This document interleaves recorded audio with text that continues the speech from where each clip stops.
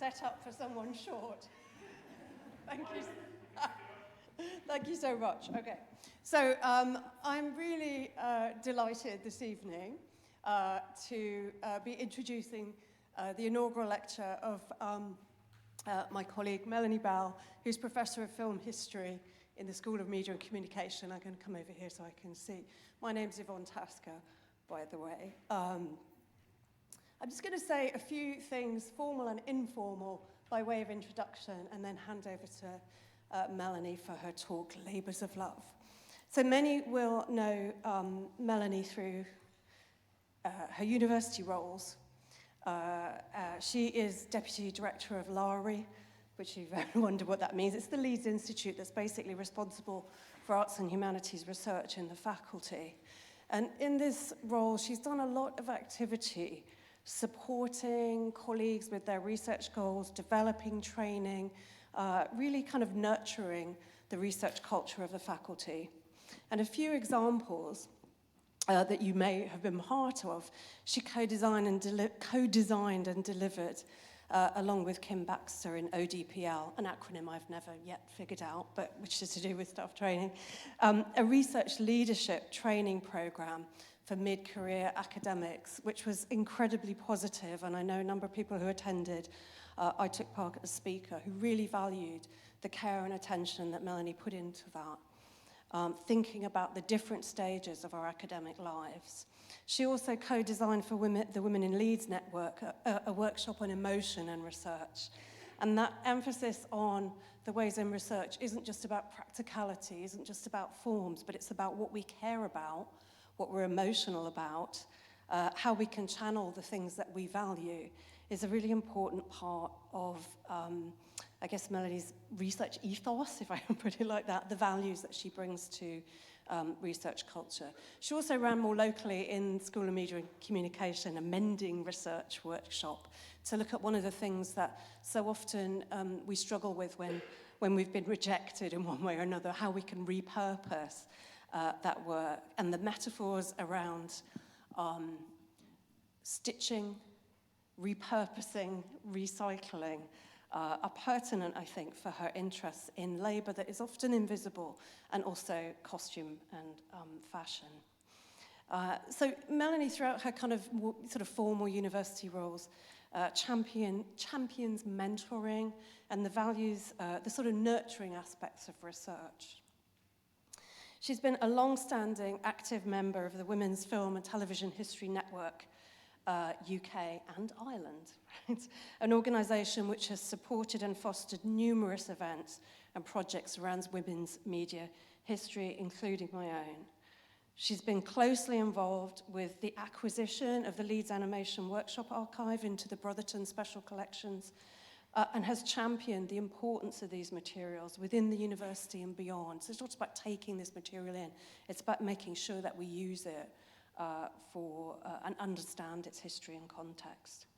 Thinking then about her scholarship, and I know Melanie in her talk is going to talk about her research, her work has won many academic prizes from professional organisations, including the International Association for Media History, the British Association of Film, Television and Screen Studies, and the US Theatre Library Association. And just recently, she published in Screen an article on costume, feminist histories of costuming film, which has been nominated for the Screen Award. These get announced at the conference. Hopefully you'll win that. Lastly, on a personal level, I want to say how much I value Melanie as a colleague. Her research is meticulous, thought-provoking, and rigorously feminist. It focuses on areas too long invisible within the academy. In short, her work matters. It matters to me, and I can see by so many people turning out, it matters to you as well. On that note, I'm going to hand over to Melanie Bell for her lecture.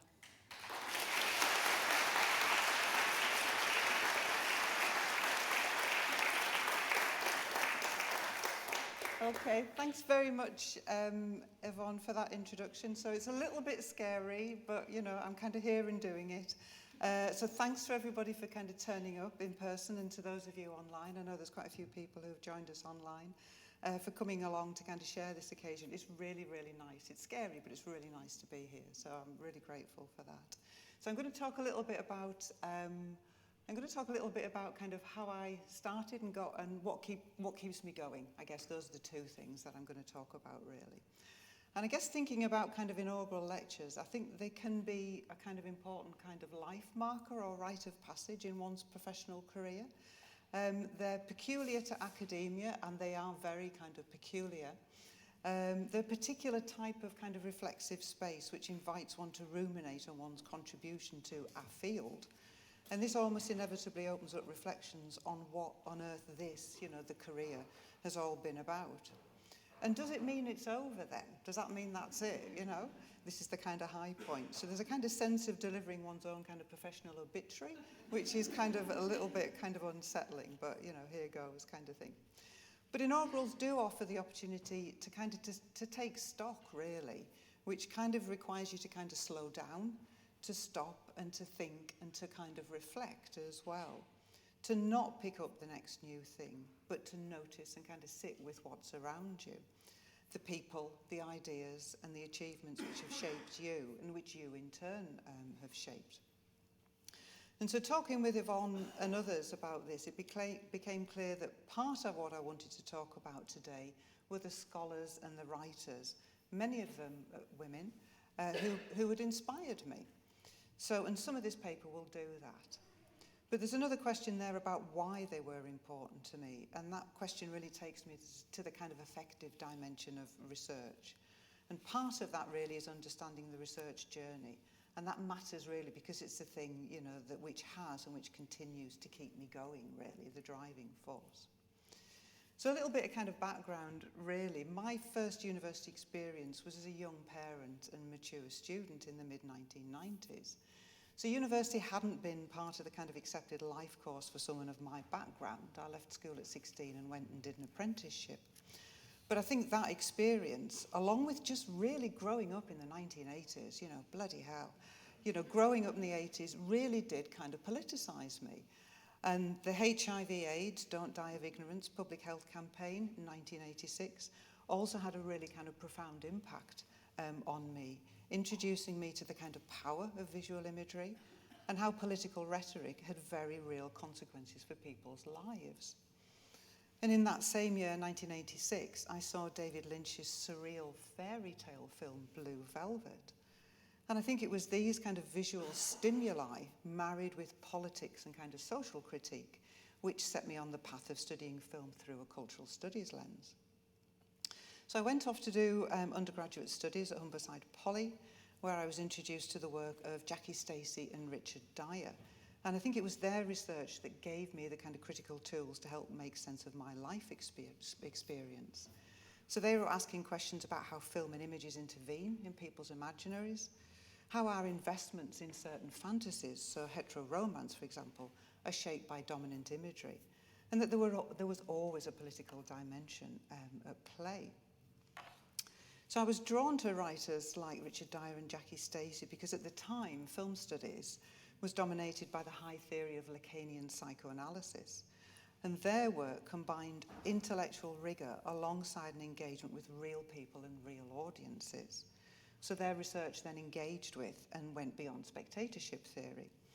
And I think they spoke to the kind of nascent, social and cultural historian in me that was really interested in what ordinary people did, why and how they did it, and increasingly, what did gender have to do with it? That was my kind of framework, really. So that then led me on to an MA in Cinema Studies at Nottingham Trent University, and Jackie was an alumni there, where I met Viv Chadha and I met Sue Harper, both outstanding researchers, teachers and facilitators of other people's intellectual development. And the MA was a kind of characteristically cultural studies take on the discipline of film, going past a kind of narrow kind of focus on the film object to kind of open up questions of propaganda, film production, industry, reception studies, the whole kind of range of the ways that you could study the film, what the film object was.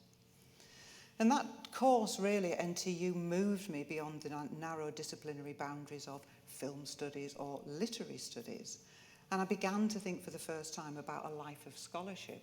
And really, actually, I began to kind of realise that there was such a thing like a life of scholarship, and that actually it was something that, that you could kind of, you could do, you could aspire towards. So that took me to a PhD at Hull University in what was then the Hull Centre for Gender Studies.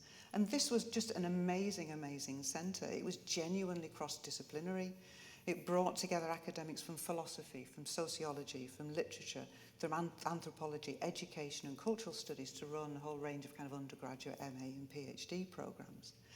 And it was that kind of disciplinary diversity which really appealed to me, and it still kind of does. And it was kind of pretty extraordinary and life-expanding experience for me, not least because it was my first experience of teaching. So the students that I taught on the BA Gender Studies programme were predominantly mature students. They came from the local area.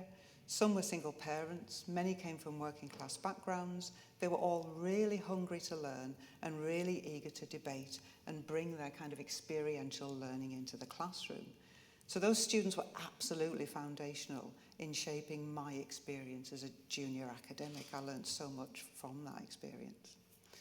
And I think it was those kind of experiences which informed my academic career as it kind of subsequently developed over the next 10 years. So I went first to a lectureship at Portsmouth, where I was fortunate to work with Sue Harper. Then I went to Newcastle University up in the School of English. And through those kind of experiences, I published a number of books and journal articles and other publications, and that kind of publication profile begins to grow. So I did a monograph about screen representations of femininity in 1950s British film. That was the first monograph. Then I did a suite of journal articles on the gendered economy of film criticism and the forgotten history of women film critics. And that was kind of beginning to kind of consolidate my kind of intellectual pathway, really. And the other project which I worked on, this was quite foundational for me, was a monograph on the actor and social activist Julie Christie.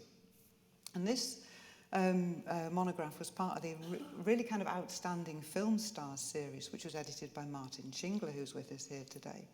This was a series which was really instrumental in opening up star studies in new directions. It was really doing something new in the discipline.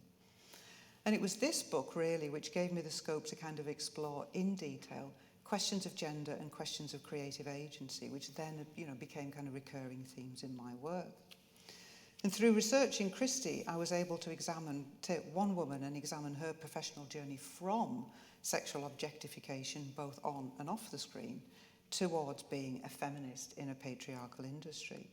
So this was an actor then who called out sexism on film shoots, who turned down scripts because of their misogyny, and she faced all the repercussions and challenges that her actions brought. And I was fortunate to be able to look at some of her letters that are held in the one of the archives in the States. And so she's writing backwards and forwards with directors like Joseph Losey saying, I really kind of quite like you as a director, but I really don't want to do that script because it's about nudity, or because it's, it's just a kind of really crappy role for a woman, and I don't want to take those parts on. And the quotes here really kind of show how Christie was judged by male pundits, first for being sexually available. So here she is, a girl who will try anything once, and then later punished for not being sexually available and challenging the patriarchy. It's a kind of old story, isn't it? Unfortunately. So the book I wrote about Christie really deepened my understanding of legacies of feminist activism behind the screen, and it really gave me the space to test out a number of ideas which got their fullest expression in the Movie Workers project. And in fact, all of these previous projects served to culminate in the Movie Workers study. And it was really came at the point of where I was ready to take on something at scale. Which, oh my God, it was at scale. So what was Movie Workers then? So this was a 4-year project which started in 2014 when I was at Newcastle University. And it moved with me to Leeds when I came here in 2016. It was funded by the AHRC. I led a team of 4, so there were 2 of us at Newcastle and 2 at Sunderland. And it was the first time I had PI'd on a big project. So I'd had a number of small projects and kind of single projects, but I'd never really led anything on the kind of scale and the complexity of the Movie Workers study. And what kind of gave me the nerve to go for it was I really had the courage of my conviction around this study. So I absolutely believe that the discipline needed a history of women in the British film and television industries, and I could not think of a pithier title for it, so it just kind of stuck on all the postcards. So we absolutely thought the discipline needed it. It absolutely had to focus on below-the-line roles, because that's where most women worked, and that I was absolutely the right person to lead it. So that kind of conviction was born out of the values I talked about earlier. So Movie Workers is essentially a feminist history of the British film industry. So it's about a group of workers who made a significant contribution to film and television production in Britain. So any kind of film or TV programme you can think of, everything from Lawrence of Arabia to Doctor Who has had, you know, women in certain roles working on it. So they made a major contribution to production, but whose stories hadn't been told because, well, they hadn't been told because they were women. They hadn't been told because they worked in feminised roles, and they hadn't been told because these roles had been deemed unskilled. So no critical ink then had been spilled on the history of continuity girls, production secretaries, paint and trace girls, wardrobe mistresses, costume assistants, or editors. And I set out to write a revisionist history of British film, one that was informed by social history, labour history, and industry studies, which was written through a feminist methodology. So I was asked recently about the motivation for the study. This was the kind of tell me what set you on this path type of question. It's a really great question. And the truth of it was I was really sick of reading film history about men. That was it, you know, that was it. And being told, well, women didn't really do anything of value, so, you know, there's nothing much to say here. Or you can't write the history as there isn't any evidence, etc. I was really sick of it. And I found kind of echoes of my frustration in Kate Zambrino's work, Heroines, which she published in 2012. And Zambrino, I know some of you know, and Alison Pierce is here, she's worked a lot with Zambrino's work. She's a writer of fiction and non-fiction, and she reflects in Heroines on her creative life as an artist. And she finds parallels between her experiences and those of the several modernist female writers that she's working on, whose artistic voices were suppressed by a patriarchal society, by their own artistic husbands, and by the traditions in literary criticism. So Zambrino closes her book with a manifesto, and it's a kind of call to arms for women to just write. And I have to give a kind of expletive warning here, because there's a bit of full-on swearing in this quote, but I didn't want to kind of bleep it out, because they're not my words, they're hers, and I think, you know, I kind of want to share it with you. So it is an important quote, and it's especially to me, as it kind of shows where such thinking has framed my decision-making around research. And so Zambrino says a different sort of nerve is needed to say, fuck you, to these internal and social prohibitions, dictating what literature should be about film history. You know, fuck the canon, fuck the boys with their big books. For, after all, she says, we must be our own heroines. So I kind of took that and thought, right, you know, this is kind of something that I can kind of work with. And I was really and truly, it kind of chimed with me, because I was fed up with the social prohibitions dictating, this is what film history should be about. Can I go back on that? Right? This is what film history should be about. It should be about the director Alfred Hitchcock and not the continuity girl Connie Willis. But I also recognised, Connie Willis we can see seated there, I also recognised that a different sort of nerve was needed to create women's film history and challenge kind of received gendered understandings of screen heritage. So Movie Workers was a long, tricky, but ultimately hugely rewarding study. And it was tricky because it was largely kind of uncharted territory. It was definitely kind of, you felt as though you're kind of swimming out there on your own. So we knew that women had worked in film production, but where was the evidence? So many records had been lost and destroyed, so we don't have the archives of the big studios like Rank and Gaumont British that we can consult. The papers of movie moguls such as Michael Balkan and Michael Powell and David Lean are extant, but women are largely invisible to these men unless they're sleeping with them, or they're being tasked to buy presents for mistresses, you know, so they are visible, but they're visible in certain ways. It's hugely problematic. And women often worked in roles that weren't formally recognised through screen credits, so we kind of come up, you know, against that as a bit of a blockage. And Foley artists are a really good example of this. So this job doesn't start appearing in screen credits until the 1980s, yet we know from anecdotal accounts that this role was often performed by women. So Foley sound is really important in film production. It involves performing and recording post-production, the kind of sounds of footsteps and props and cloth movement and dance steps in sync to the rhythm of the visuals. If you get it right, you can bring the shot alive. If you get it wrong, and it can really kind of deaden the narrative. So it was around this time I came upon the work of, and I eventually published a paper on the work of the British Foley artist Beryl Mortimer. So she was known in the industry as Beryl the Boot. This was her kind of working nickname. And she was described by her peers as the mother of Foley. And I managed to kind of piece together her long career and screen credits. So she's really active in production from the 1950s all the way through to the 1990s. And one of the films she worked on was Lawrence of Arabia in 1962. So what I did in the journal article I was working on was I basically took that really iconic scene from Lawrence of Arabia where Peter O'Toole's character meets Omar Sharif's character for the first time. And I did a case study of it, rewriting the scene through Beryl's skill as a Foley artist. And this is such an iconic scene in film history. There's been lots of kind of critical ink spilled over that one. It's really kind of fated for its kind of cinematography, and it's been written about, endlessly. So to really kind of take that on and try and kind of change the narrative around it was a risk. It was a real kind of risk. So I was definitely kind of evoking Kate Zambrino on that one. And Beryl is not atypical. So she was part of a well-established tradition of women working in Foley sound, that hadn't been recognised in film history. However, did that work on Beryl the Boot, but however, we were faced on movie workers with a dearth of records, a lack of screen credits, alongside this kind of central conundrum of knowing how important women's labour was to the British film industry. So an absence of women may say more about how we do film history than the presence or absence of women in film production. But how can it be evidenced and written? That was the challenge. And this kind of apparent lack of resources really meant thinking differently. And it was this which took me to the role of the trade union in organising labour. So the British film and television industries between 33 and 89 were run as closed shops, so you had to have a union ticket to be able to work. So the question then was, if the records survived, could one write a history of the industry through trade union records?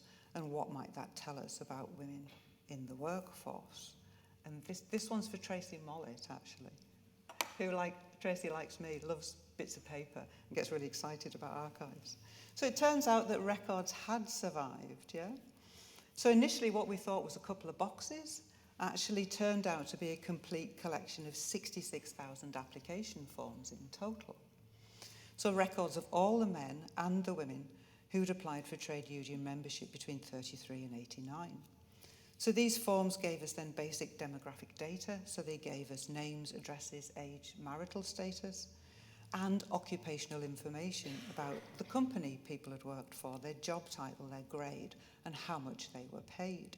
And we digitised a lot on the project, and there's a kind of paper for another day, which is about creating the digital resource. So what we've got on the left here is myself and Linda Kay from Learning on Screen, and alongside Vicky Ball, who took the photograph, really getting stuck into the kind of rough listing. So, anybody who works, with kind of paper records, this is the glamour of the archive, isn't it? So all this stuff was in a lockup in Clapham. So we spent a lot of time going backwards and forwards to Clapham. There's a wonderful digital resource now, but it really didn't start out like that. It was boxes of stuff in a lockup. So the records then are a form of textual documentation of work which made visible women's presence in the film industry, and it made their labour manifest. And it meant that I could quantify then, for the first time, the scale of women's contribution, their presence and absence in certain sectors, and where women and men were paid differently for the same job. We could actually see that, in evidence written down on the applications. And of the 66,000 records then, and I was particularly interested in film, 20,000 were applications to film industry roles, and of those, 5,000 came from women. So the exact proportions varied across the decades, but on average between 20 and 25% of the film production workforce were women at any one time. So for the first time we had numbers, we had quantitative data which evidenced women's work. So close analysis then of organisational records as primary sources offers more than just bare numbers. This stuff gives us rich kind of contextual layers.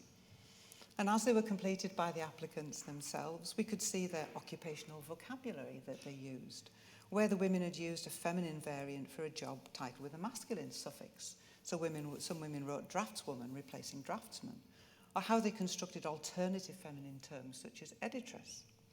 So these were kind of tantalising traces of how women used the form to define or claim an occupational identity for themselves in a male-dominated business environment. So they enabled us then to kind of measure who did what, whilst also making visible those kind of tiny moments of individual decision.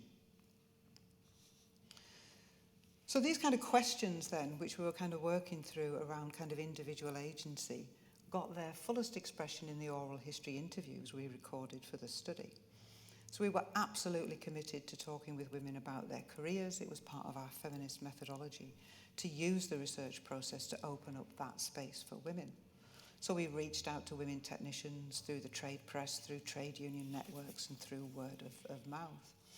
And this is one of the really, really brilliant things about which large AHRC grants make possible. They give you money and time to work with communities at length and to surface the kinds of voices of people whose experiences hadn't been heard. So I'm super, super grateful, for the funding to be able to do that. So we talked with production secretaries, we talked with continuity girls, we talked with costume assistants, editors, writers, matte artists, sound technicians, animators, and makeup artists. And so these are some of the women that we interviewed for the project. So for most of our interviewees, this was the first time they'd spoken at length about their working lives. So most of these women are, it's not like interviewing directors where they're often asked, frequently asked. It was often the first time they'd kind of done a more kind of formal recording of the type that we were asking them to put down for us. So they told us about professional attitudes towards women. They told us about industry networks. They told us about forms of discrimination, including ageism and banter. They talked about everyday work experience, including the tools of the trade that they used, the circulation of information, the physical environment, and what happened when things went wrong, which of course they inevitably did. So women recalled agonising over whether to tell a new employer they had a baby, thinking, oh, this is going to jeopardise a longed-for job opportunity. Others reflected on their emotional connection with sound, their love of recording technologies, or the passion they had for drawing. Some recalled the excitement of working on live-action television, or the trials and tribulations of arguing for better pay and promotion. So we talked to women like Monica Mead, who was a freelance documentary editor who worked for the National Coal Board. She worked for the BBC and the Children's Film Foundation in the 50s and the 60s. So editors like Mead were skilled at taking reams of raw footage shot by cameramen on highly technical subjects like mine shaft sinking and editing it into a coherent short film, usually without a script or a storyline to guide them. So the guys would go out, the cameramen, shoot loads of footage and give it to the editors and say, make something out of it. And they did. So that was one of the things that we learned about on the project. We talked to women like Linda DeVetta, shown here, the makeup artist, who made up, she said in her words, hundreds of Cossacks in a tent on location in Turkey for the feature film Charge of the Light Brigade, directed by Tony Richardson in 1967.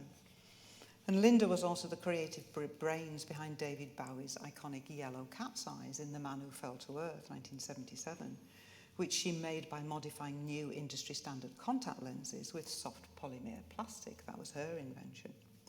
We also talked to the continuity girl, the term that was used, Anne Skinner, whose duties extended to navigating London's racist housing market in the 1960s, when she was tasked with finding digs for the black actor Brock Peters when he was filming The L-Shaped Room.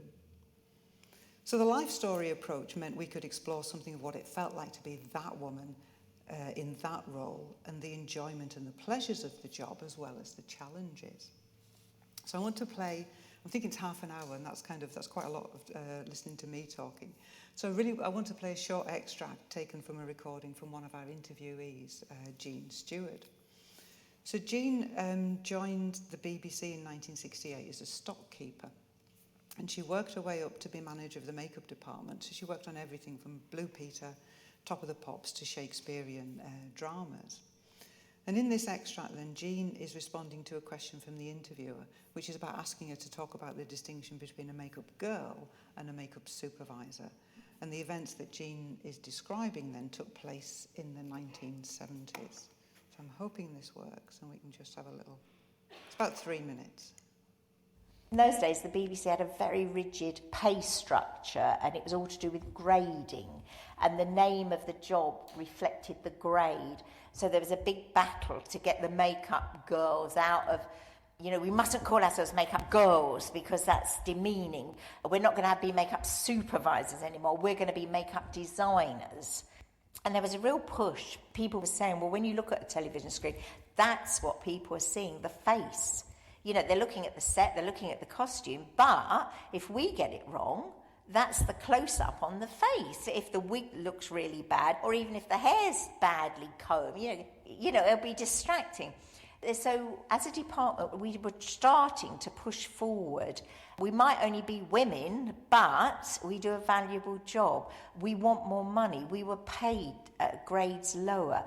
Makeup designers were a lower grade. I think at one point we were 2 grades down on the costume designers. We never did get parity, but we did manage to pull ourselves up. And parity probably would have been incorrect anyway, because a costume designer, if you just look at the sheer weight of what they carry, there's going to be a lot more pieces of costume to keep track of, a lot more continuity to...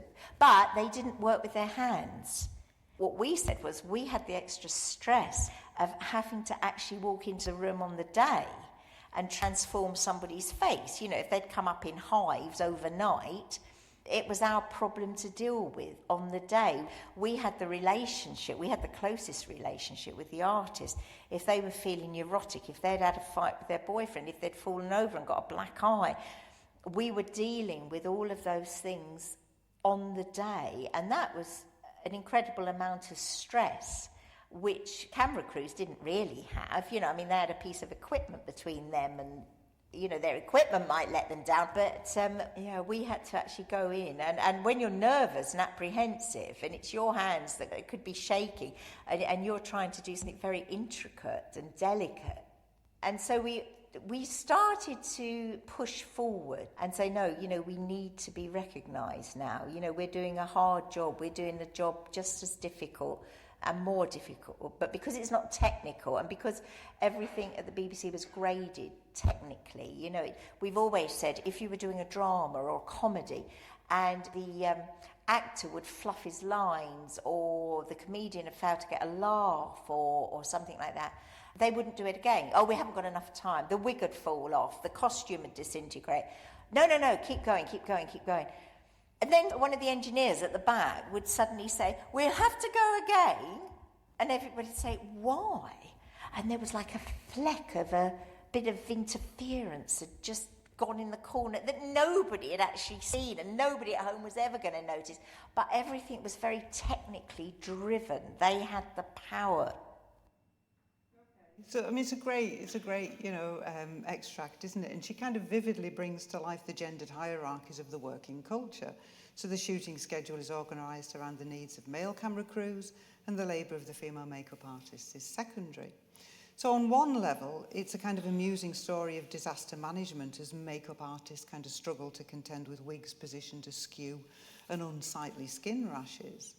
But a more careful reading shows something of the darker side of media production, including stress, illness, psychological trauma, and hints of domestic abuse as well, covering up the bruises after a fight with a boyfriend. So it surfaces the significant amount of emotional labour makeup artists undertook through their close proximity with actors, and how much of their work involved caretaking and caregiving, tidying up the messiness of everyday life to create the appearance of normality. So we interviewed on the project 25 women in total, and we generated about 150 hours of recorded material. And, we owe a huge kind of debt of gratitude to the women who shared their stories and entrusted us with them. And one of the ways that we kind of worked with this data was to share it with present-day filmmakers. So I was invited to speak at workshops which brought together academics and practitioners around the theme of women in the media industries. And when I played these extracts from the recordings at the workshop, they really resonated with young women in the audience.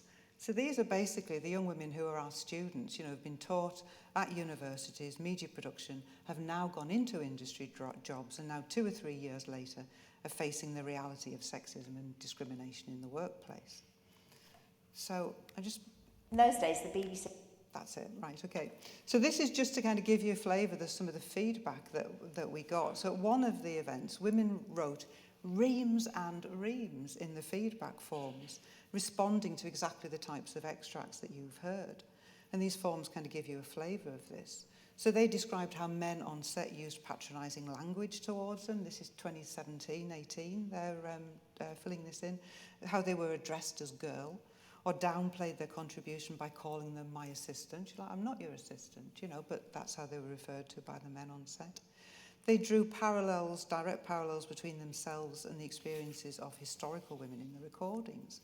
And they recognised their experiences in these historical accounts, and they also drew inspiration from how previous generations had managed workplace discrimination. Now, exciting as this was for me, I think you'll agree there's something really problematic about an anecdote from 50 years previously retaining its potency for present-day practitioners. So there's a lot more kind of continuity rather than change in the media industries. Now, one of the project's major outputs was a digital archive of the trade union records and oral histories. And this was, I'm not sure if I was going to click on this and show it to you, but it might not work. So I'll just it's on the Learning on Screen resource, which was one of the major outputs from the project. And what we did on the Learning on Screen resource was we put both data sets up, so the trade union records and the oral histories, and we saw them as kind of evidence in a different register, so the official and the anecdotal, if you like. And that if we put them together on the digital resource, it would kind of invite reflections on hierarchies of knowledge, who gets to author film history. And the goal was to create a record of women's work which would be held in perpetuity. This was archival work as feminist activism. And whilst many of the women we interviewed didn't identify as feminist, the recording and depositing and the open access of the interviews was a feminist act. And it was feminist in attending to questions of power, so whose accounts are given value in film and television history. It was feminist as a gesture of resistance to those archival gaps and erasure. And it was a feminist act of care for women's past. And I strongly identified with Kate Achorn's provocation on the political potential of archives to, and I quote, she says, restore to us what is routinely taken away under neoliberalism, the ability to understand the conditions of our everyday lives, and the conviction that we might once again be agents of change in time and history. And that sentiment really resonated powerfully with me, and perhaps also with the young women filmmakers who'd filled out those impact forms. So, did all of that. That was great. It was one thing to kind of scan, record and digitize, but it was quite another thing to kind of write the history. So how on earth did you kind of write all of that and go from those kind of boxes of stuff into a kind of book? That was a bit of a challenge, So how do you write about the stories we'd uncovered when the dominant intellectual frameworks of film history couldn't really accommodate them? And I'm thinking here about the concept of the author in film studies, which is based on the individual as the organising principle, as well as patriarchal notions of productivity and the long continuous career as the measure of a successful working life. So those frameworks didn't work for the types of careers and the sorts of jobs that most women did in film production. So if I was going to spill critical ink, I was going to have to think differently. And I developed a feminist methodology for histories of women in film, which really had to kind of think about reconceptualizing film work from a feminist perspective. And I did this through kind of 4 lines of inquiry. So first of all, it meant working holistically. So looking at women's careers in the round, really kind of grasping the nettle of what were often episodic careers. So mapping women's working lives as they unfolded, sometimes across different sectors, so features, shorts, television commercials, or different roles. So we had women who moved from costume into casting, for example. And it was oral history rather than screen credits, which meant I could attend to the temporal patterning of women's working lives. That was the first thing. The second thing then was about reconsidering skill. So it was really just, taking feminized occupations seriously and looking in detail at what those occupations involved. So attending to technical skills, aesthetic sensibilities, the aspects of creative decision-making in women's roles. The third thing was, not surprisingly, foregrounding emotional labour, using Ali Hochschild's work. So women's jobs in media production are often connected to the welfare and care of others. So the continuity role involves absorbing the director's bad temper, making tactful suggestions to the chief editor, managing other people's disappointment and frustration. One of the editors said, well, she said, it's just like managing kids and husbands. That's part of the job, and those are transferable skills. One of her ways of thinking about it. The wardrobe assistant not only dresses the stars, but is responsible for ensuring the performer arrives on set in the right frame of mind to face the camera, which kind of involves cajoling and coaching with tact and diplomacy. And it also meant thinking critically, fourthly about collaboration and the collaborative processes involved in filmmaking, and how to anchor and specify that in very concrete ways. And I owe a debt of gratitude to Christine Gledhill and the conversations I had with her, helping me think that through. And so I did this then by unpacking workflow, looking in detail at the different stages in the process and how those interlocking codependent elements cohered into the finished film. And once I had those lines of inquiry around skill, temporal patterning, collaboration and emotional labour, I could then develop a framework for systematic analysis.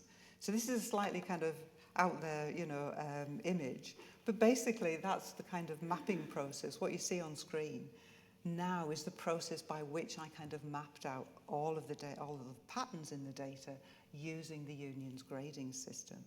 And then from those patterns, I was able to devise composite case studies where the grade, rather than the individual, was the organising principle. And that approach really was the breakthrough, because it meant I could bring together lots of individual women's voices, which had previously been dispersed and fragmented, into a coherent whole. And it was this which transformed the field of labour history in the British film industry. And I went on to publish the book, which Yvonne talked a little bit about in the introduction. And I am so proud of that book. I'm so proud of that book. It really was a labour of love. So that's all great, and that's all wonderful. And what I really want to move on to talk about now is basically all the people who've influenced me and helped me and shaped me in this journey. Because it's all very well me being up here, in the spotlight, but boy, there's a lot of labour that went into getting me here as well. So I want to say that, Movie Workers absolutely didn't emerge, in a vacuum.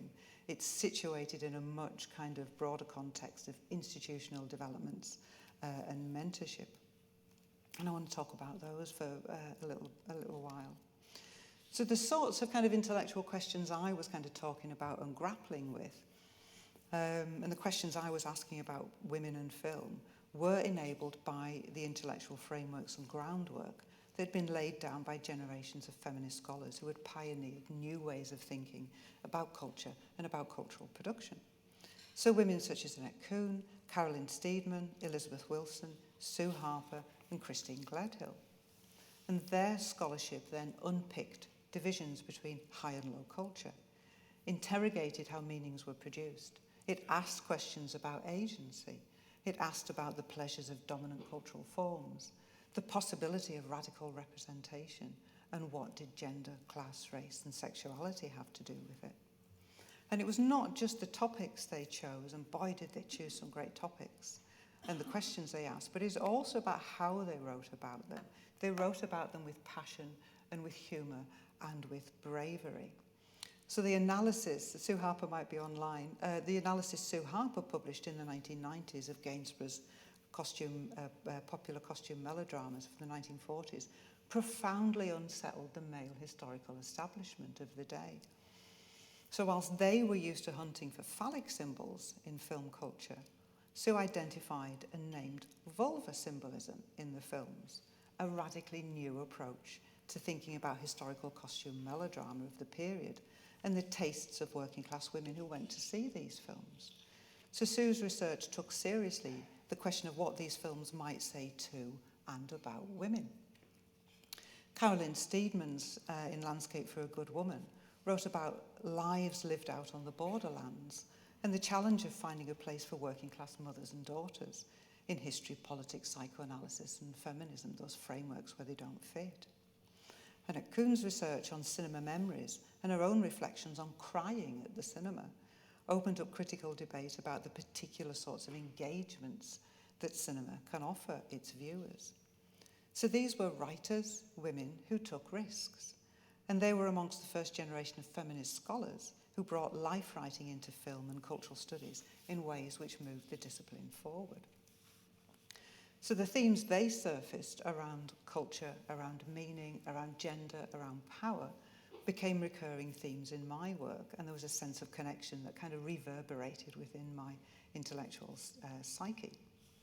So gradually, over time, and incrementally, and really, really slowly, the kind of research these and other women were producing began to attract research funding. And I really want to pay homage to Christine Gledhill and Julia Knight's AHRC network grant, Women's Film History as it was then, which started in 2006. And I remember meeting Christine at the Baltic, I think, and having a cup of coffee with her when Christine was talking about getting the network set up. So the network was itself a response to American-led initiatives from the 1990s, which were challenging the absence of women in standard film histories. And the network which Christine and Julia started opened up a space to ask, well, what does it mean to put women in front of film history? So does women's film history belong solely to women? How does asking questions about women open up dimensions of filmmaking not before perceived as filmmaking? And just to kind of reflect on what's involved in running a network, these were labours of love. They were small scale, they were really modestly budgeted, they were organised by women who were deeply invested in their subjects, its lineage and its legacies.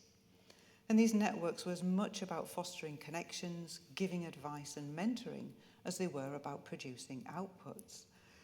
And women in these networks supported me and many others. So they sat on advisory boards, they shared grant applications, they spoke at workshops, labour which has too often been invisible in our research culture.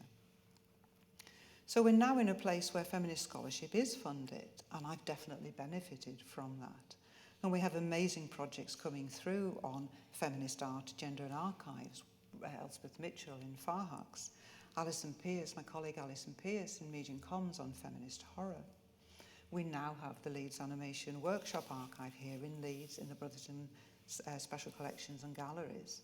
And the project to catalogue the archive of this feminist-led film collective, funded by the Wellcome Trust and spearheaded by the literary archivist Sarah Prescott, who's been doing amazing work in this area.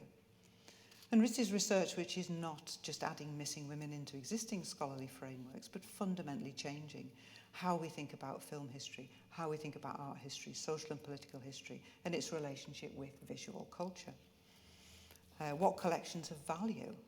Well, the questions we ask of them and how we understand our screen heritage really changes as a result of that. So, coming towards the end now, but there are going to be some frocks. I can't let you go without sharing frocks with you. We're nearly at the frock slide. So, keeping feminist-informed scholarship in the spotlight and pushing it forward requires sustained effort. It takes care and it takes maintenance. And it demands passion and stubbornness, all of which takes time and energy. And I'm reminded of the actor Julie Christie talking about how exhausting it was calling out sexism on male-dominated film shoots in the 1980s. And she said, sometimes you just say, this is just too tiring, and you give up, you know? Women creatives working in male-dominated roles like cinematography talk about, they say, either fitting in or fighting as the only occupational choices available to them, and the weariness that goes with the fighting route, as well as lost job opportunities, which have real material consequences, of course. So both history and the present day show us that questions of gender and feminism, equity and power will always be fought over, and progress can never be taken for granted. So this stuff doesn't just happen. It takes sustained effort, which is often hard to square with the innovative narrative which increasingly dominates the funding landscape and its demands for the challenging and the new, rather than the dogged and the incremental. And we know how this has been hijacked by the politics of neoliberalism. So, conclusion. It's traditional to close out an inaugural lecture with what next? So this one is going to be no exception. So part of what next for me is really just to keep going. You know, I think that's a kind of valid, kind of course of action, really. To keep women's film history, feminist-informed scholarship in the spotlight, to make a case for the dogged, to champion the incremental, to keep reviewing grant applications so that this research gets a fair crack at the funding pot, to keep advocating for collections and archives which preserve women's creative practice as integral to cultural heritage, to keep organising workshops like Emotion and Research and the Mending Workshop, because they really matter. The values which underpin them are central to the health of the academy, and to keep those values, they keep those values alive really in the workplace. And whilst I'm keeping going, I'm also going to be talking about frocks. That's the other bit that I'm going to be doing. So this is the current project, which is about film costume. So this is specifically about how costumes are designed, how costumes are made and used in film from the 1960s onwards.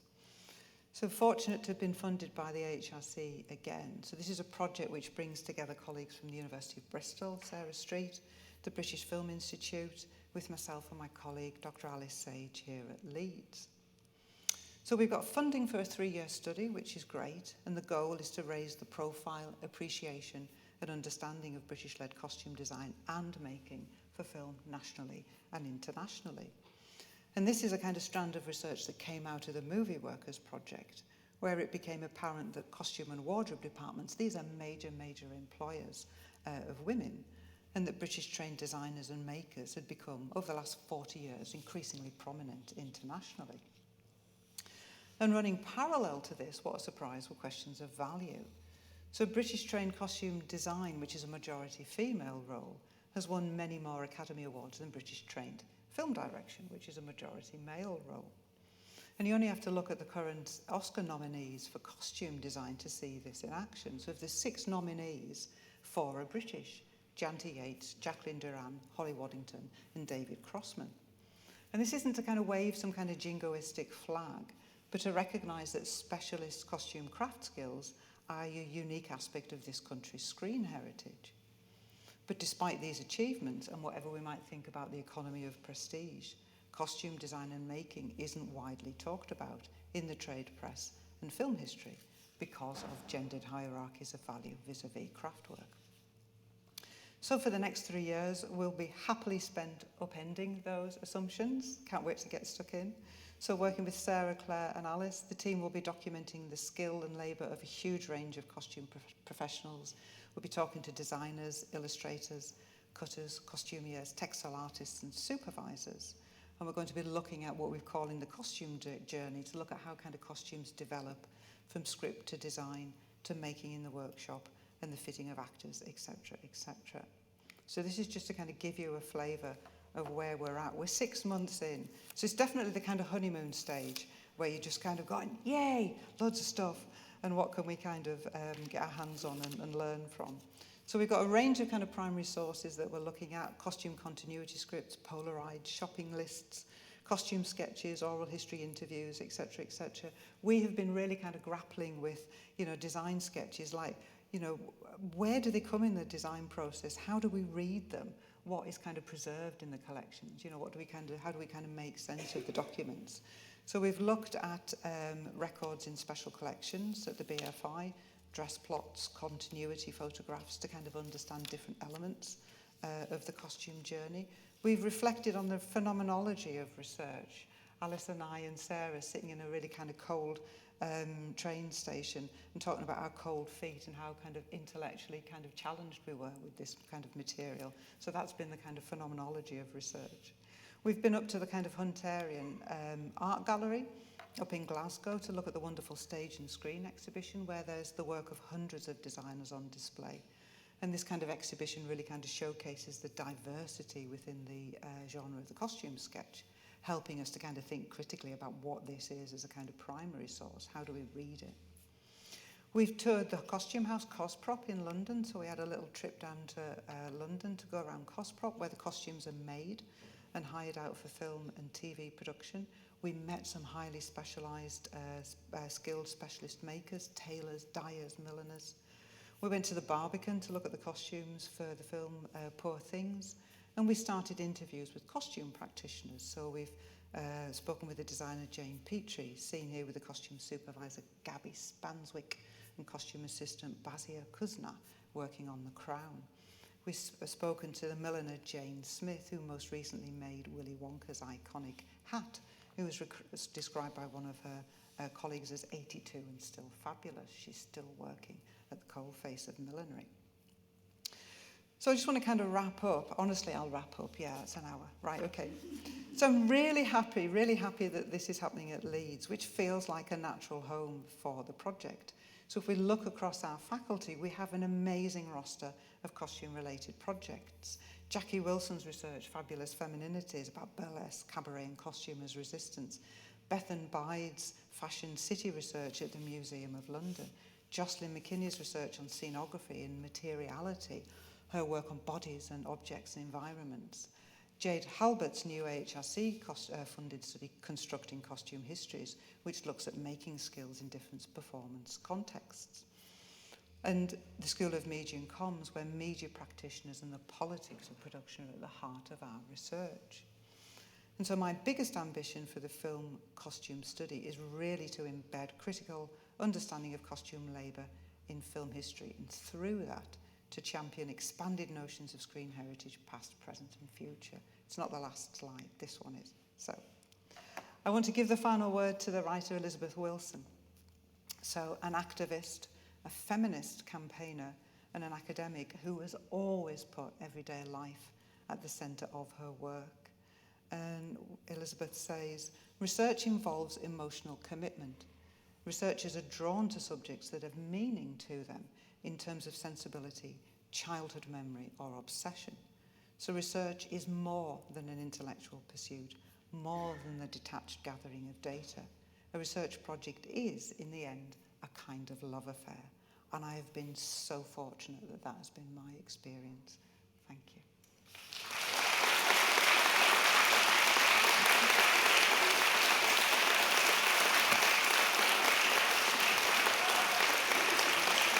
Yeah, just a couple, yeah.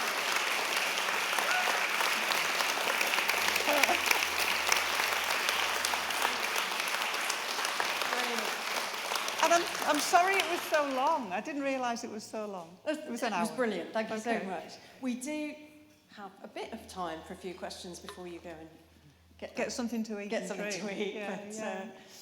actually not that easy to see over this. But any questions or comments for Melanie? Yes. Do you want this? Just to get us going, can I ask a slightly naughty question? Oh, if you must. So obviously your work has been driven by passion Yeah. for the subject areas, and you've used the term several times. You haven't used the word anger. So how important is anger a driving force, and what makes you really angry? What makes me really angry? More bloody books about Quentin Tarantino make me really angry. Yeah, things like that. So you're right. You know, it's a kind of, it's the other side of the coin, isn't it? You know, passion and anger. So part of the you know, like Kate Zambrino's, I'm really, really sick of this, and thinking about how you might do something differently. So kind of, yeah, I guess, yeah, that gets me angry. And it's a bit of a cheesy thing to say, but yeah, things like social injustice, you know, and thinking then about how you might channel that into the research projects that you choose. And because you've got limited time, limited resources, so where do you put the resource that you've got? And really kind of remembering why it matters, I guess, and that actually having a place here in the university and being visible, why that matters as well. you know, which is why things like, there's no way somebody, you know, from my background and many of our backgrounds could come to university now. And that's really shit. So that makes me angry. So I do what I can for the students who do, you know, come here to make it as kind of supportive and welcoming as it can. So, yeah. Lots of anger. But you're right, actually. It's how you talk about it, and are you allowed to claim it? You know, it's quite hard being an angry woman. It's not always comfortable, and there's not always a platform for it. It's a dispassionate thing as well. Yeah. It's about containing Yeah. those emotions and being objective. Yeah, being objective. You're not really allowed to be angry in that sense. It's got to be much more measured, Yeah. sorry. Yeah. Which is why I liked Elizabeth's quote at the end. You know, it's just a great way to finish, isn't it? Yeah. Any other questions? So just following on with the bit about the emotion and everything, and you reflected on some of the young, really talented craftspeople, craftswomen that you work with. So when you were hearing their stories and interviewing them, that must have elicited emotion. And how did you kind of, you know, manage that process of being a researcher but experiencing emotion at the same time? How did you balance that? Oh, how do I balance that? Being part of a team really helps, actually. You know, so you can kind of, you do that, sorry, I can't think of the word,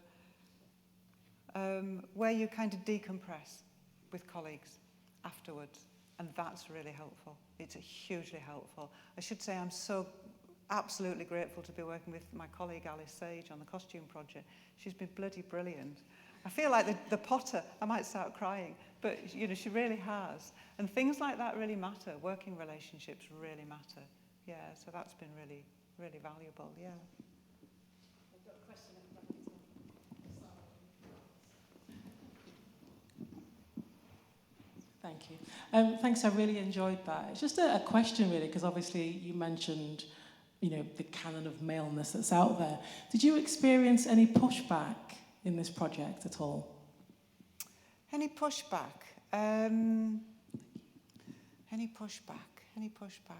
It was not from the union, and Tracy Hunt, who was the membership secretary, was great.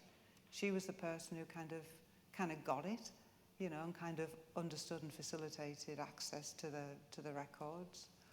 I guess some of the pushback was getting some of the kind of the present day membership organisations to understand and see the value of history, because I think they're very focused on the present day, and they're dealing with that kind of you know, that is very kind of immediate. But actually to see the value of history and to see the value of those historical voices, which the young women that we interviewed absolutely got, you know. And it was a bit of a shame that the membership organisations didn't quite kind of see that or get on board with that. So that was a bit of a challenge, especially when you could see young women were going, God, yeah, I've experienced that. So maybe it's about being better at helping people see the value of the historical frame, I think. There's probably more I could do around that, I think. Yeah. Any more questions or comments? Should we go and have a drink? Before we go and have a drink, thank you so much, Melanie. Thanks, Yvonne. Thank you. Thank you to everybody for coming. That was good.